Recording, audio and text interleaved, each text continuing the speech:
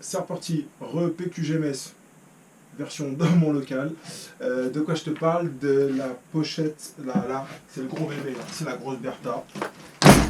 Ah, t'as entendu le poids.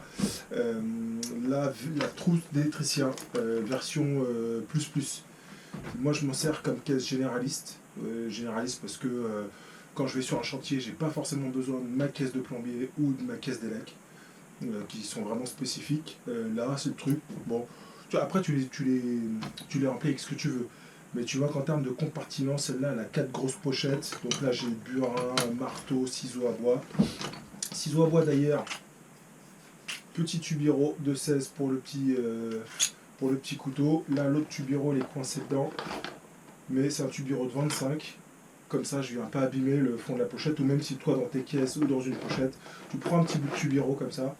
IRL, pardon, isolant, rigide, lisse, c'est pas hydro. Donc, caisse généraliste, comme sur la caisse, comme caisse des généralistes pour moi, mais grosse caisse d'électricien, comme sur toutes, bah, il y a le petit truc pour mettre les scotch dessus, c'est pratique. Diverses pochettes devant, l'encoche pour mettre le mètre, tu as toujours les mêmes fonctions ici, pour venir mettre des mousquetons, accrocher ce que tu veux.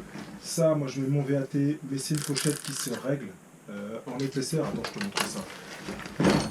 Tu vois, là, ici, ça se règle en taille.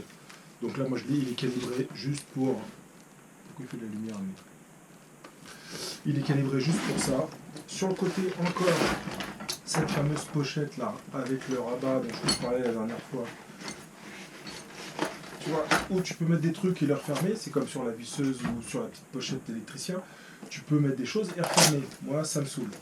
Donc là, pour le coup, celui-là, je l'ai rentré. Je l'ai mis dedans. Voilà, ça me fait de la place. Et j'ai ma lampe torche de chez Brenstuhl. Ah, attends, voilà, je t'en donne des produits. Tu veux des marques, je te donne des marques. Donc, des petites pochettes encore derrière. Tu vois, attends, je t'enlève pour que tu vois un petit peu mieux. J'ai du stylo, j'ai du mètre pliant. Sur le côté, j'ai des pinces. Vraiment, bon, moi je l'applique comme ça. Comme je t'ai dit, tu mets ce que tu veux dedans.